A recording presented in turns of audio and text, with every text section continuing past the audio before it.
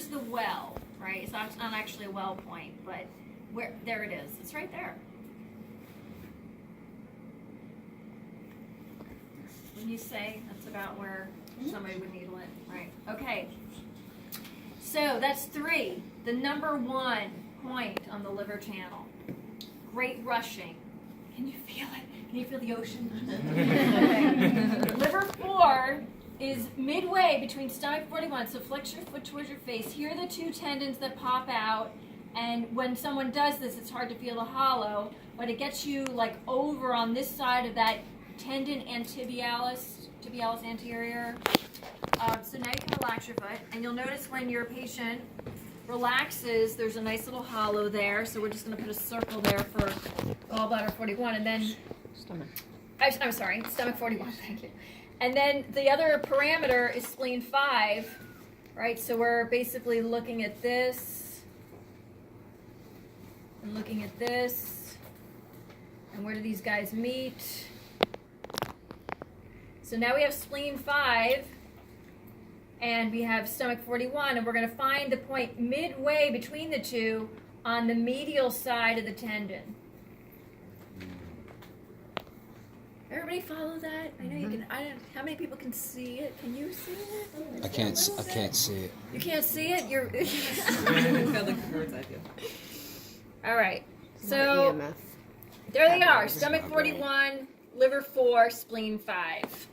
Another and final addition to the anklet circling. Okay. Liver. You know what? This is the wrong leg. Give me the other leg. You can leave this sock on because we're over that. All right, that's much better. Okay, so we talked about the tip of the ankle to the crease. Now let me see where your crease is. Bend your knee. Keep going. Let me see. So here's her knee crease. It's not that obvious unless it's really bent. So now straighten out. Okay, so this is the 15 that we're talking about right here. And if we divide this distance into thirds, and this is a place where you can really get sloppy. You know, you'd be like, oh, my fingers are spread out. But no, like really look to see how your proportions are doing. Is your center section way bigger than your other 2? All right, so you get this idea, right, of even thirds.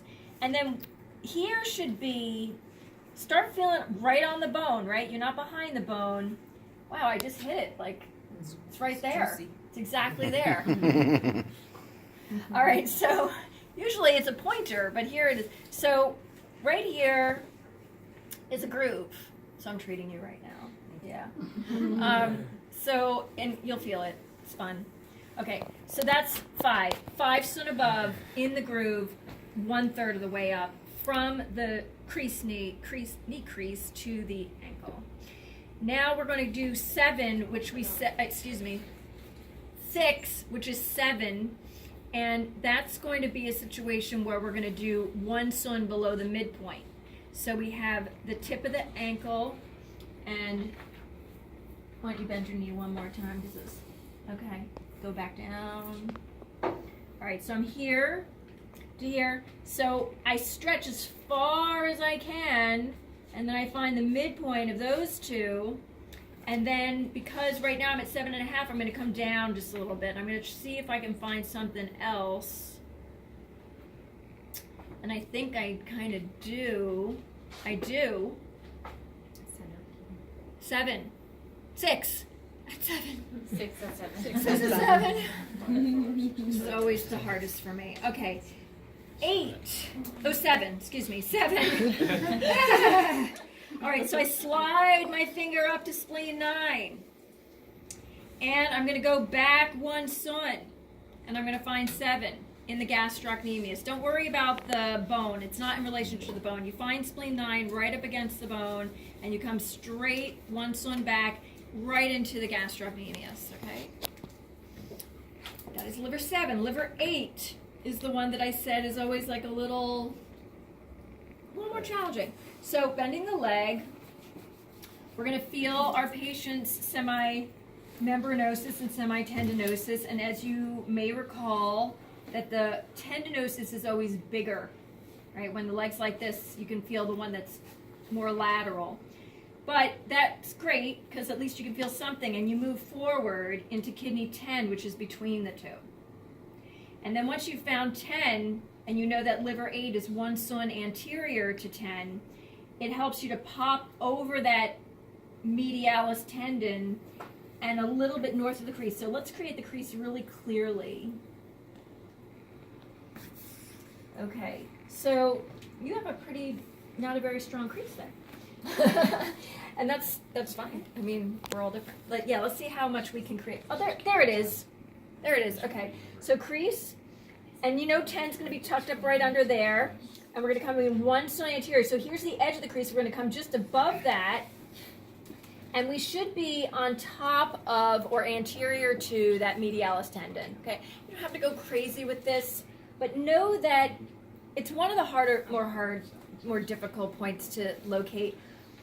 But it should be really a little tender. How are we doing? What's tender? It's a little. Okay. Do you think I'm in the right place? What do you think? Yeah. Yeah, usually I just feel for the inside of that bone. I try to go inside that Inside of the bone? space. Inside of the That bone joint space? space. Inside the joint space? Like tucked up really high inside the joint space? A little bit, yeah. What do you think? Okay. So we were taught that it's usually Yeah, at people are the, taught different things. at the knee break. The break of the joint in the tissue here. So Yeah. find the break of the knee joint, and that would be like right in here. Which would put him really, about what I did, right? Yeah. So, yeah, but I think a lot of people lose sight of the fact that you're supposed to be anterior to the tendons, and there is an illustration in your book that shows where it is in relationship to the tendons. But know that this is going to be one of those points where, especially if there's a lot of meat around the knee, a lot of muscle, or a lot of fat, it's just harder to feel for that more subtle medialis tendon. And so the best you can do, I think, is just say, all right, where's kidney 10? You can usually find that because you can feel the tendinosis. You come forward and you basically just go a little bit above the crease, right? Not on the edge of the crease, but a little bit above that. You're probably pretty good. If you're 1 sun anterior and just a little above the crease, that gets you pretty darn close. All right, liver 8. Liver 9, you can stay there. Liver 9, we're going to take the height of the patella, and we're going to move it up 1. And it's your patella, so that's good, because it's her proportions. And then we're just going to come over to where the groove would be. And you'll be able to feel that. You could just feel. So that's liver 9. Liver 10 and 11, I'm not going to do on you. You're going to do it on yourself. So find the top of your pubic bone. Yeah, that's fine. Is that the top? Mm-hmm. Okay. So what we're going to do is, may I just find CV2 for me? Okay. So here's CV2, and I know that at her rectus abdominis would be the spleen channel, right, running down, and then I'm going to be dividing that in half to get stomach 30, and then the idea is, so 3 sun from here. Use your, if you can, your 3 sun. Even a little more, like, I know you can't do it. You can't do it. So let's look at our 3 sun together. Let's see. Okay, we're great. We're so basically what I'm doing is I'm finding 3 sun down, and then I'm locating it on top of the adductor. I think I'm there, right? It's not hard because as soon as you press down, that adductor's so big that if you're on top of it, you'll feel it act like a stop on your finger. So that's 3 sun, and that's 10. 11 is 2 sun, just 1 sun up from that. Okay. 12. So identifying CV2 again for me. Okay, so here's CV2, and the definition is 2.5 sun lateral to CV2, 1 sun, or on the inferior border of the symphysis pubis. So if we just say to ourselves, okay, here's the spleen line, here's dividing it in half, which gives us stomach 30. Stomach 30 is a 2, so I'm going to move out to 2.5, and I'm going to come down 1, and that's going to put me in that groin groove. And sure enough, I feel her artery, feel that femoral artery, and I'm going to be medial to that, so whatever it takes to avoid it. 13. So lie down and relax.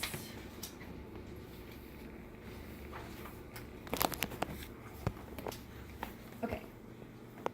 So finding the 11th rib could be easier if the person's on their side. That's just always true. But assuming that they're not, things to keep in mind are the 11th rib is going to be close to the mid-axillary line or just anterior to it. So you want to start hunting. You don't want to start hunting over here, right? It's probably just beyond the mid-axillary line. So I'm going to go down here. I'm gonna look this. Okay. Thanks. Starting to look close to that sideline there and see if I run into anything. And if you don't, what I think is, okay, this is the bottom of the 10th, right? Because this is the 10th swerve right here. So I can follow the 10th around. And I know I got to be lower than that. That helped. I'm looking for a pointy object.